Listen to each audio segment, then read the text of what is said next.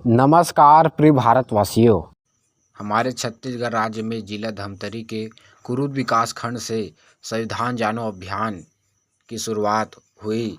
संत समाज आज जिसमें संविधान जानो अभियान से समस्त मानव समाज, समस्त बहुजन समाज को संविधान के जानने की शुरुआत हुई, जिसमें सतनामी समाज जिला धमतरी के अध्यक्ष सर भाव सिंह डहारे एवं समस्त पदाधिकारीगण एवं समस्त संविधान विशेषज्ञ उपस्थित थे। संत समाज, तो आप इस वीडियो को अंत तक देखिए और अधिक से अधिक संविधान जानने के लिए अपने अपने घर में संविधान की पुस्तक जरूर रखिए, ताकि हम अपने हक अधिकार को जान सके। संत समाज, और वीडियो को अंत तक देखें और शेयर करें। मुकम्मल जहां ये भारत का संविधान है।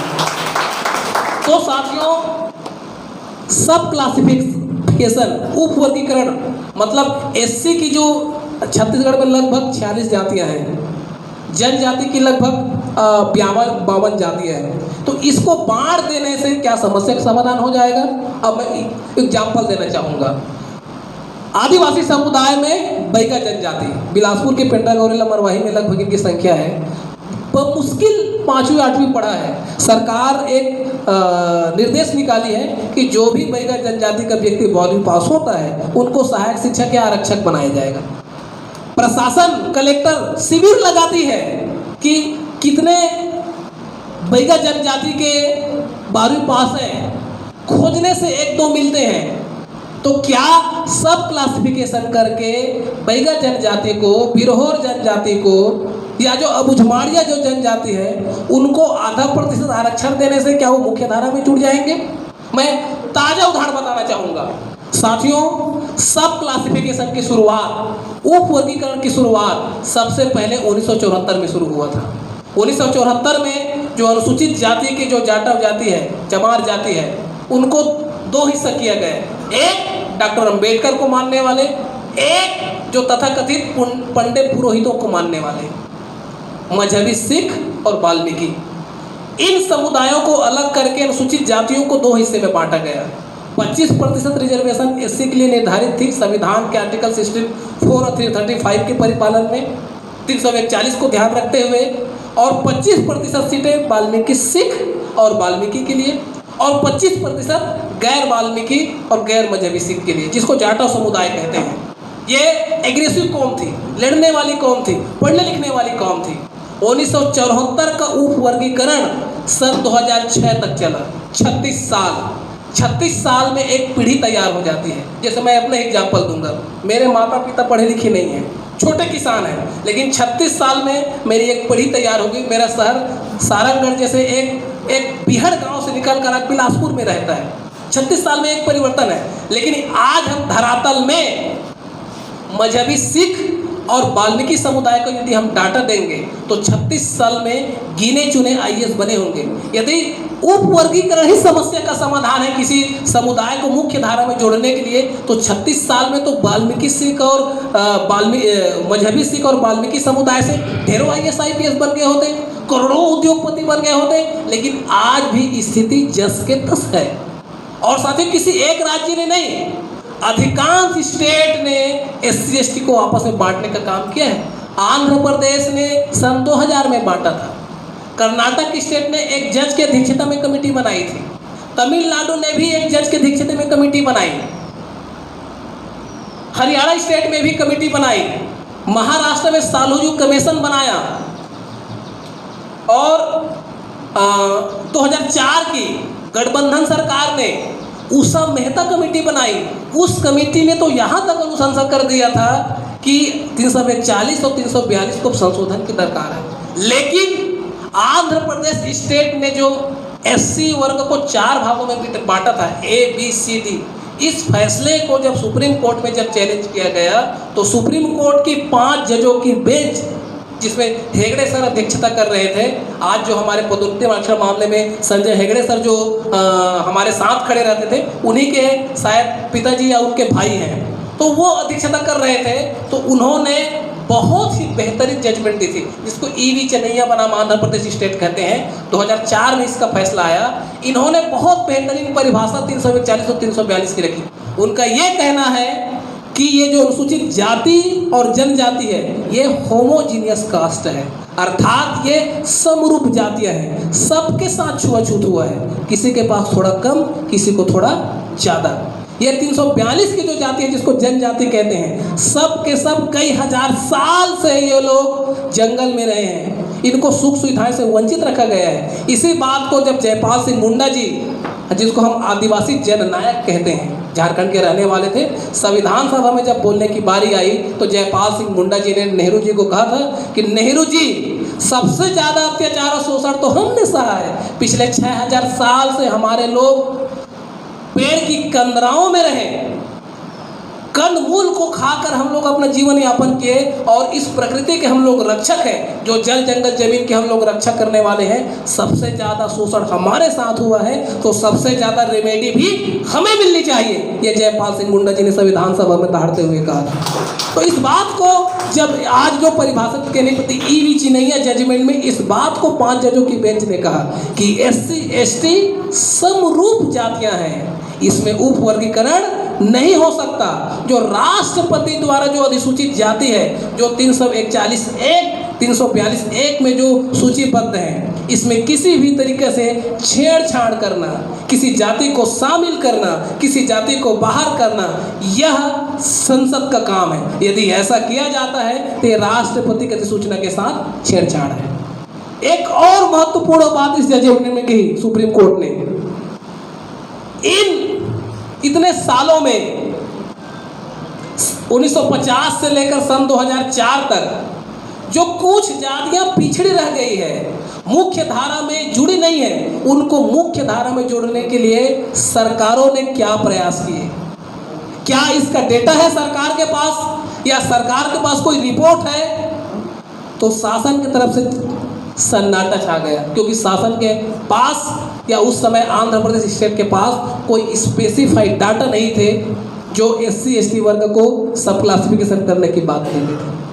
तो उस समय महाराष्ट्र ने जो साल्वी जो कमीशन बनाया था, केंद्र सरकार ने उषा मेहता कमेटी बनाई थी, कर्नाटक ने सदाशिव पैनल बनाया था, तमिलनाडु ने एक जज की अध्यक्षता में कमेटी बनाई थी, आंध्र प्रदेश ने जो 4 वर्गों में बांटा था, और बिहार स्टेट ने दलित और महादलित का कॉन्सेप्ट लाया था। सबके बांटने के मंसूबे पर पानी फिर गया, क्योंकि ईवी चिन्नैया जजमेंट सारे स्टेट के मंसूबे को एक सिरे से खारिज कर दी। साथियों, लेकिन इसकी ये जो इनकी वंचना थी और ये इनका जो एक साजिश थी, ये दबे रूप से ये माहौल इसका तैयार हो रहा था। और उसके बाद पंजाब स्टेट ने सन 2006 में जो सब क्लासिफिकेशन किया, फिर उन्होंने एक रिजर्वेशन एक्ट बनाया। उस रिजर्वेशन एक्ट में मजहबी सिख और वाल्मीकि के पृथक जो अधिकार एक सुनिश्चित किया कि इनको इतना प्रतिशत आरक्षण दिया जाएगा। यह वहाँ पंजाब हाई कोर्ट में गया। पंजाब हाई कोर्ट की 2 जजों की बेंच ने सुप्रीम कोर्ट के 5 जजों बेंच का हवाला देते हुए पंजाब इस फैसले को सेट कर दिया, खारिज कर दिया। मामला सुप्रीम कोर्ट गया। सुप्रीम कोर्ट के 3 जजों की बेंच के पास ही आया सन 2010 में, और सन 2010 में आया तो ईवी चिन्नैया के बाद अब वहाँ से सिलसिला शुरू हो गया कि ईवी चिन्नैया की जो जजमेंट है इसमें कुछ खामियां हैं। अब ये 3 जजों की बेंच कहती है, मेरे बगल में जज साहब बैठे हुए हैं। साथियों, जहाँ तक मुझे कानून पता है कि बड़े जज के बड़े बेंच के फैसले पर टीका टिप्पणी करने का अधिकार छोटे बेंचों को नहीं है। ये न्याय दृष्टांत है। ये साथियों, ये कोई वकालत की बातें नहीं है, ये आम जनमानस की बातें हैं। तो साथियों, 3 जजों की बेंच, फिर ये इसको 5 जजों की बेंच को भेजी, और जस्टिस अरुण मिश्रा जिसकी अध्यक्षता कर रहे थे, ये सन 2019 में 10 का मामला सुप्रीम कोर्ट के गया। 2019 में इन्होंने एक मानक बनाए, कितनी जातियां पिछड़ी हैं, क्या सुप्रीम कोर्ट ईवी चिन्नैया को फिर से अध्ययन कर सकती है, कितने को, क्या पंजाब ने जो बांटा है वो क्या उचित है, तो इस तरीके से फिर ये 7 जजों को बेंच को भेजा गया और 7 जजों के बेंच 6 फरवरी, 7 फरवरी, 8 फरवरी 2024 को सुप्रीम कोर्ट ने ये 3 दिन तक लगातार फैसला दिया और फैसला वो रिजर्व कर दी गई थी और अभी 1 अगस्त तक वो फैसला डिलीवर हुआ।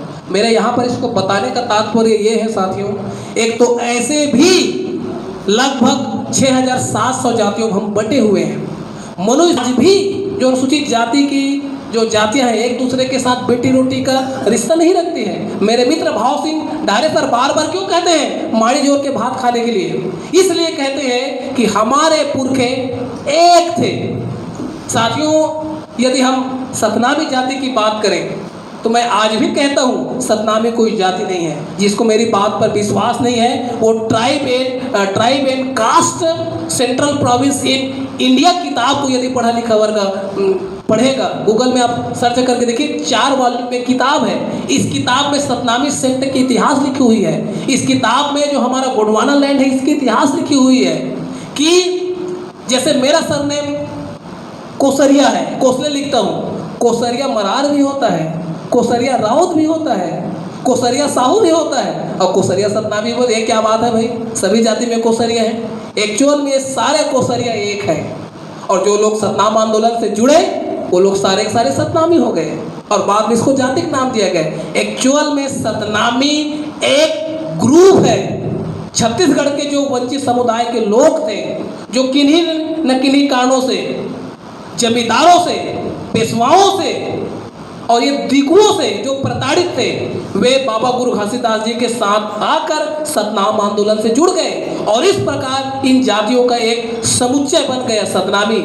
और बाद में फिर इसको जब अनुसूची बनी तो अनुसूची 14 में सतनामी का नाम दिया गया। और हम आज भी जाति को नहीं मानते हैं, हम माड़ी जोड़कर भात खाने को तैयार हैं, हम बेटी रोटी के रिश्ता देने को तैयार हैं। तो साथियों, इसी आंदोलन को मान्यवर कांसी राम साहब जी ने बहुजन समाज नाम दिया और इस SC ST OBC और धर्मांतरित अल्पसंख्यक को एक माला में पिरोने का काम किया और बहुजन ये जो दिकु वर्ग है हर पल हमको बांटने का प्रयास किया था। मैं मान्यवर कांसी राम जी की उस बात को हर जगह बोलता हूँ। उन्होंने 70 के दशक में कहा था कि जिस दिन बहुजन समाज पढ़ लिख जाएगा उस दिन न्यायालय के माध्यम से हमारे अधिकार छीने जाएंगे। साथियों, आज कानून के समक्ष हमको समानता का अधिकार है।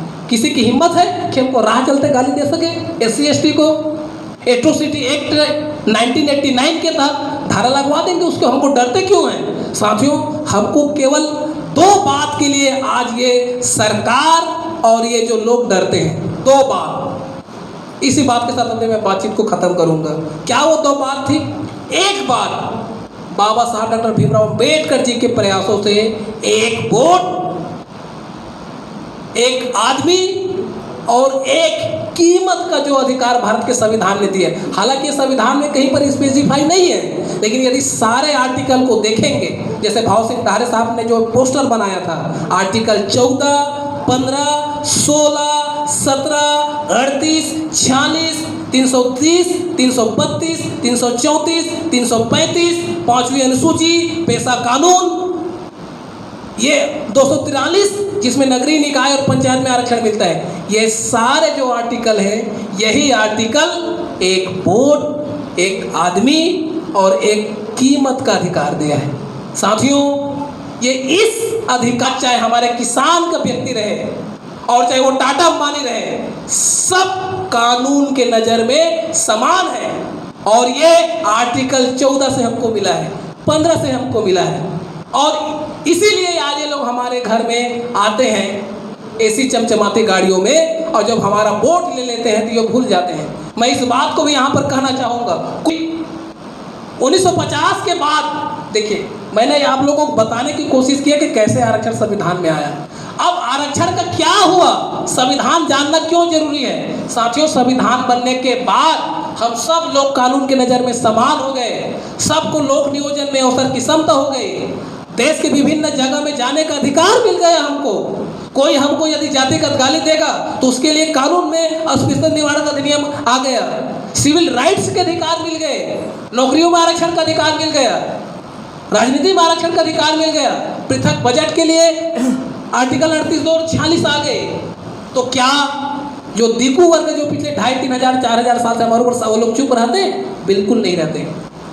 वो लोग देखिए, हमारा जो देश का संविधान है साथियों, लाइव संविधान है, जीवित संविधान कहते हैं। इस संविधान के हर आर्टिकल को संशोधन करने का अधिकार है। यह अधिकार संसद को प्राप्त है और संसद में जिस विचारधारा के लोग रहेंगे वो अपने तरीके से संविधान को लागू करेंगे। बाबा साहब ने इसके संबंध में संविधान सभा में कहा था कि कोई भी संविधान कितना भी बेहतर क्यों ना हो, यदि लागू करने वाले लोग सही नहीं होंगे, उसकी नीयत सही नहीं होगी, अंततः वह संविधान बुरा साबित होगा। क्योंकि संविधान भी महज एक किताब है और इसका संचालन इस देश की न्यायपालिका, कार्यपालिका और विधायिका करती है। यदि न्यायपालिका, कार्यपालिका, विधायिका भ्रष्ट हो जाएगी, उनकी नीयत सही नहीं रहेगी, तो यह संविधान कोई काम नहीं आएगा, महज ये एक कागज का पुलिंदा बनकर रह जाएगा। और आज मैं जो मेरी इतनी कम उम्र में मैंने जो जानने और समझने पढ़ने की कोशिश किया, मुझे लगता है कि इन 74 साल में वो बाबा साहब की जो कही हुई बात है आज भी मुझे यहाँ मेरे आँख के सामने में दिखती है। पूरे तार तार कर दिया इस संविधान को। ये तो है बड़े बड़े आर्टिकल हैं, बहुत मोटी मोटी बातें हैं, घंटों हमारा स्पीच इसमें हो जाएगा, लेकिन हम धरातल में देखेंगे साथियों तो इसका कुछ हिस्सा भी आज लागू नहीं हुआ है। इसका हिस्सा कैसे मिले, इसीलिए संविधान जानना जरूरी है। यदि संविधान जानेंगे तब हमको पता चलेगा। साथियों, संविधान बनने से पहले 1935 भारतीय अधिनियम बनने के पहले इस देश में रानी के पेट से हमेशा राजा पैदा होता था। लेकिन वाह रे बाबा साहब, हमारी कई पीढ़ी उनकी शुक्रगुजार रहेगी कि उन्होंने ऐसी व्यवस्था इस देश में ला दी कि आज कुरुक्षेत्र का एक हमारा भाई जो रोजी मजदूरी करता है उसके घर में भी राजा बन सकता है। मैं तो हमारे डहारे साहब का मैं बहुत प्रशंसक हूँ, मैं बहुत सम्मान करता हूँ कि वो जब भी किसी को जन्मदिन की बधाई देते हैं, किसी के घर में जाते हैं तो बोलते हैं कि बेटा राजा बनो। और वास्तव में राजा बनने का अधिकार ये संविधान ने दिया है। कुछ लोग 2500 साल से 3000 साल से एक ही पीढ़ी से राज कर रहे हैं, लेकिन आज न्यायपालिका में रानी का बेटा ही राजा बन रहा है। न्यायपालिका में खास करके, बाकी जगह तो हम सब लोगों के लिए स्थान दिया गया है, लेकिन उन स्थानों में भी क्या कटौती की जा रही है। 1951 में चंपाकम दोरई राजन केस में रिजर्वेशन पर अटैक हुआ, एक लाइन में आरक्षण खत्म हो गया था। बाबा साहब के रहते संविधान संशोधन लाने पड़े। 1964 में MR बालाजी वाले मामले में दूसरा अटैक हुआ, संविधान कह दिया गया 68% सीटें निर्धारित थी, उसको बोले कि 50% से ज़्यादा रिजर्वेशन नहीं होना चाहिए। 1968 में कैरी फॉरवर्ड जो बैकलॉग पद होता है उस पर अटैक हुआ। उनका कहना है कि जो SC/ST के पद जो भरे जाते हैं, रुक जाते हैं, रिक्त रह जाते हैं, उसको उसी साल भरा जाए, दूसरा अटैक हो गया। मंडल कमीशन 1980 हुई, 1990 के पूरी हुई, लगभग 10-15 साल तक उसको रोक के रखा था। 1953 में काका साहब कालेकर कमीशन की रिपोर्ट की रद्दी की टोकरी में डाल दिया गया। ऐसे संवैधानिक अटैक हमारे साथ हुए। इंदिरा साहनी केस में OBC को 27% रिजर्वेशन देने की बात आई थी, लेकिन उसमें यह कह दिया कि आर्टिकल 16(4) जो है वो सीधी भर्ती में आरक्षण की इजाजत देता है, पदोन्नति के लिए नहीं देता है। 50% से ज़्यादा आरक्षण नहीं होनी चाहिए, बैकलॉग पदों को भी उसमें शामिल करना चाहिए। दूसरा एक अटैक हमारे साथ हो गया। तो इसमें तरह तरह के अटैक हमारे साथ हुए और संविधान नहीं जानने का परिणाम है कि हमारे साथ नुकसान हो। लेकिन उत्तर भारत का वो मसीहा मान्यवर कांशीराम साहब, साथियों हम लोग राजनीतिक पर्सन नहीं हैं, लेकिन जो घटनाएं घटी है उसको तो हमको याद करना पड़ेगा। उस समय उत्तर भारत में जिसकी जितनी संख्या भारी उसकी उतनी हिस्सेदारी का जो आंदोलन चल रहा था, मंडल कमीशन लागू करो वरना कुर्सी खाली करो, तो जो सत्तासीन पार्टी थी उनकी कुर्सी नीचे से हिलने बन गई थी। क्योंकि उस समय हमारा बहुजन समाज कमांडिंग पोजीशन में आ गया। दो पोजीशन है साथियों, एक डिमांडिंग जो ज्ञापन लेके हम घूमते हैं, एक कमांडिंग जो बैठकर फैसला लेते हैं या उनको हिलाने। तो उस समय हम लोग हिलाने नायक की स्थिति में आ गए थे। इसलिए 4 बड़े संविधान संशोधन उस सुप्रीम कोर्ट के इंदिरा साहनी केस के फैसले को पलटने के लिए लाया गया था। 77वां, 81वां, 82वां और 85वां। एक और बड़े अटैक हुए निजी क्षेत्रों में, जो एक छत्र पूंजीपतियों का जो राज था कि निजी क्षेत्रों में हम लोगों का आरक्षण नहीं मिल रहा था, निजी कॉलेजों में, यूनिवर्सिटियों में। तो इसके लिए 93वां संविधान संशोधन लाया गया और 93वां संविधान संशोधन की संवैधानिक वैधता को 2005 में अशोक कुमार ठाकुर वाले मामले में ये चुनौती दी गई। और उस समय फिर सुप्रीम कोर्ट ने अच्छी बात कही थी कि SC/ST में क्रिमिनल लागू नहीं हो सकता, और उस समय यह तर्क दिया गया था कि जो पहला संविधान संशोधन आया था वो सरकारी संस्थाओं के लिए है, सरकारी संस्थाओं में रिजर्वेशन की व्यवस्था कर सकते हैं, लेकिन निजी कॉलेजों में आरक्षण देना हम निजी संचालकों के स्वतंत्रता के अधिकार का उल्लंघन होगा। लेकिन सुप्रीम कोर्ट ने यह फैसला दिया कि राज्य से पोषित संस्थाएं जो हैं वो निजी कॉलेज भी उसके श्रेणी में आते हैं, क्योंकि कहीं ना कहीं वो राज्य से सहायता लिए हैं, अंश लिए, चाहे वो मान्यता के लिए हो चाहे जमीन के लिए हो, इसलिए निजी कॉलेजों में भी आरक्षण दिया जाना चाहिए। तो साथियों, सन 2005 में निजी कॉलेजों में नीट, मेडिकल, इन सारे सीटों में हमको रिजर्वेशन की व्यवस्था 2005 में आया। संविधान बना 1950 में, लेकिन संविधान चलाने वाले की नीयत सही नहीं थी, तो निजी संस्था हमको 2005 में मिला। और आज पदोन्नति में आरक्षण उस 2006 के एम नागराज फैसले के वजह से आज पूरी तरीके से खत्म होने के कगार में है। हमारे सारे पदोन्नति के पदों को खा गए हम लोग। आज 4 साल से बड़ी मुश्किल से लड़ाई से कोर्ट से तो जीत गए, कोर्ट ने तो कहा दिया 3 महीने में आप लागू कर दो, लेकिन लागू करने वाले की नीयत सही नहीं है, इसलिए आज वो नहीं हो पा रहा है। साथियों, अंतिम बात, साथियों, हमारा व्यक्ति भी क्यों न रहे, इस देश में लड़ाई विचारधारा की है। यदि लोग ये संविधान को इम्प्लीमेंट करने वाले लोग बढ़ जाएंगे तो गौतम बुद्ध यूनिवर्सिटी बना देंगे उत्तर प्रदेश में, डॉक्टर अंबेडकर स्मारक बना देंगे, कांसीराम नगर बना देंगे। अब उत्तर प्रदेश के व्यक्ति को गुरु घासीदास बाबा जी से क्या काम है? गुरु घासीदास बाबा यहाँ छत्तीसगढ़ में जन्मे, लेकिन बाबा गुरु घासीदास की आदमकद प्रतिमा लखनऊ के डॉक्टर अंबेडकर संस्थान में लगी हुई है। ये कितनी बार विचारधारा की है। बिरसा मुंडा की झारखंड के रहने वाले हैं, लेकिन उसकी आदमकद प्रतिमा डॉक्टर अंबेडकर संग्रहालय लखनऊ में लगी हुई है। क्यों लगी हुई है? इस लड़ाई विचारधारा की है। और आज हमारे छत्तीसगढ़ के मुखिया 32% जनजाति को रिप्रेजेंट करने वाले हैं। लड़ाई विचारधारा की है। क्या पदोन्नति में रिजर्वेशन पर वो फैसला ले पा रहे हैं? मेरे साथ हमारे आदरणीय हमारे अधिकारीगण, हमारे बड़े भाई लोग बैठे हुए हैं। 3 बार मुख्यमंत्री को हमने मिल लिया और बताया कि साहब सबसे ज़्यादा 32% का यहाँ पर नुकसान हो रहा है, क्यों आज तक फैसला नहीं लिया? कारण विचारधारा है साथियों। जो लोग विचारधारा के जो इस विचारधारा के वो लोग पोषक हैं, वो बंच ऑफ थॉट के मानने, उनकी भलाई इसी में है कि हमारे बच्चे झाड़ू लगाए, रोजी मजदूरी करें और उनके रात दिन डंडे और झंडे उठाए। लेकिन एक विचारधारा ऐसी है जो बाबा साहब डॉक्टर भीमराव अंबेडकर जी की विचारधारा है, वो हमारे मजदूर के बेटे को राजा बनने का ख्वाब दिखाती है। मौका मिला तो एक मजदूर, जाटव परिवार, गरीब किसान की बेटी देश के सबसे बड़ी सूबे उत्तर प्रदेश के 4 बार के मुख्यमंत्री बनी। यह संविधान का कमाल है साथियों। इस बात को हमारे लोग समझ नहीं पाते हैं और हमारी कोशिश रहती है कि आप संविधान को जानो, क्योंकि संविधान हमको राजा बनाने का अधिकार दिया है। साथियों, आरक्षण खत्म होने के कगार में है। सारे सरकारी संस्थाओं को बेच दिए हैं, क्योंकि वास्तव में देखें साथियों, हमारे पास जो भी है एक संवैधानिक राइट्स है। यदि हम कुरुद के मेन जगह में डहारे होटल खोल लेंगे, नागरची होटल खोल लेंगे, ध्रुव होटल खोलेंगे, तो कोई हमारे होटल में चाय पीने नहीं आएगा। आप प्रैक्टिस करके देख लीजिए, एक बड़े से कपड़ा दुकान खोल लीजिए ना, नहीं आएगा।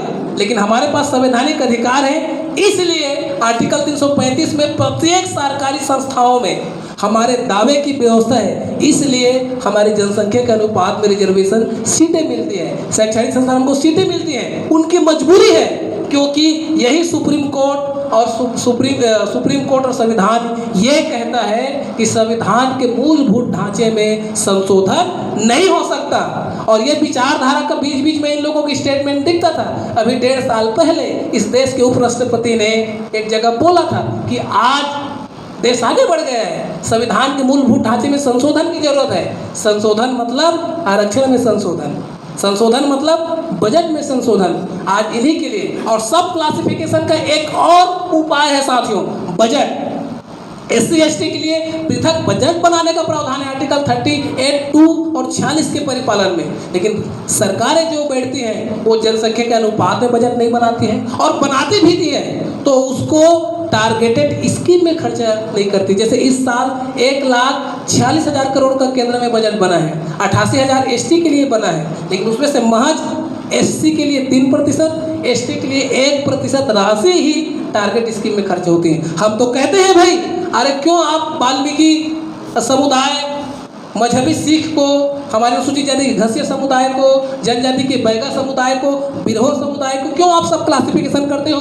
बजट के सारे पैसे इस स्टेट की 32% जनसंख्या है, 32% बजट बनना चाहिए, इस साल 26% मिला है, 13% ऑन रिकॉर्ड एससी की जनसंख्या है, 6% मिला है। सारे बजट के पैसे को दे दो ना भाई बैगा आदिवासी समाज के, हमने क्या मना किया है? तुम्हारी नीयत सही नहीं है तो उस बैगा आदिवासी बच्चे को जन्म से लेकर पूरी पढ़ाई तक की स्पेशल फैसिलिटी की व्यवस्था कर दो, सारे रोजगार दे दो। एससी एसटी के जो पिछड़ी हुई जातियों को 10 साल में सब मुख्य धारा में जुड़ जाएंगे, लेकिन उनकी नीयत सही नहीं है। इसलिए साथियों संविधान जानना जरूरी है, क्योंकि ये संविधान है, ये हमारा मुकम्मल जहां है। इसको जानेंगे, इसको पढ़ेंगे, तब हमको समझ में आएगा कि वास्तव में हमारे हिस्से की रोटी कौन खा रहा है। और बेवजह हम एससी एसटी आपस में, अब तो एससी एससी आपस में लड़ेंगे। एक हमारे मित्र हैं, बहुत अच्छे मित्र हैं, सफाई कामगार समुदाय के हैं, इतनी बेहतरीन मित्रता थी। जब से ये जजमेंट आया है वो सब क्लासिफिकेशन के समर्थन में है और मैं सब क्लासिफिकेशन के अगेंस्ट में। यहाँ पर हमारी लड़ाई अभी से शुरू हो गई और ये लोग कह रहे हैं कि वास्तव में जो आदिवासी में जो गौड़ समुदाय है, हल्बा समुदाय है, उराय समुदाय है, ये बैगा आदिवासी का हिस्सा खा रहा है। सतनामी समुदाय है, महार समुदाय है, गाड़ा समुदाय है, ये घसिया समुदाय, मेहता समुदाय का हिस्सा खा रहा है। ये लड़ाई शुरू हो गई है छत्तीसगढ़ में। और ये हम लोगों को ये जो लड़ाई है साथियों, यदि आज हम इसको सही बात को नहीं समझें तो ये लड़ाई बहुत दूर तक जाएगी और बड़ी मुश्किल से बाबा साहब डॉक्टर भीमराव अम्बेडकर जी के प्रयासों से आज 341 और 340 रूप में हम एक जगह शामिल हैं। आज डॉक्टर भीमराव अम्बेडकर जी के जयंती के बहाने, संविधान के बहाने आज बैठ तो रहे एक जगह। आज यहाँ 100 लोग लगभग बैठे हुए हैं, अलग अलग जाति के लोग हैं, लेकिन हमारी जो लड़ाई है वो कास्ट से कास्टलेस सोसाइटी की लड़ाई है, जात से जमात की ओर। इसी को माननीय कांसी राम साहब बहुजन समाज कहते थे। तो हमारी हित बहुजन समाज बनने में है, ना कि जाति के बनने में है। तो बहुत बहुत धन्यवाद साथियों। कभी और मौका लगा तो दिन भर बैठेंगे और ये हम फिर से बजट की लड़ाई को शुरू करना चाहते हैं साथियों, कि हमारे हिस्से में कितने बजट है और कितना इसका प्रावधान करेंगे। अभी हम लोग सारंगगढ़ में 10 साथियों को टारगेट किए हैं और 10 साथियों के लिए बैंक से लोन निकलवा के उनके लिए पृथक बिजनेस करने की शुरुआत करने, जिसमें मैं खुद अपने छोटे भाई के नाम से भी डालने वाला हूँ। तो साथियों हमको हमारे हिस्से के रुपये पैसे, हमारे हिस्से के अधिकार को हमको छोड़ना नहीं है और डंके की चोट में हम संवैधानिक बातें कर सकते हैं। और बहुत बहुत धन्यवाद। आप लोगों ने मुझे लगभग 45 से 50 मिनट सुना। माफ़ी चाहता हूँ साथियों, मैं पेशे से टीचर हूँ और मेरा 45 मिनट से 50 मिनट का एक पीरियड होता है और एक पीरियड में मैं अपनी बात कहने की कोशिश करता हूँ। यदि मौका लगेगा तो हम फिर बैठेंगे, फिर संविधान को जानेंगे और हर एक मजदूर किसान के बेटे को राजा बनने का ख्वाब दिखाएंगे। जय सतनाम, जय भीम, सेवा जोहार, जय संविधान।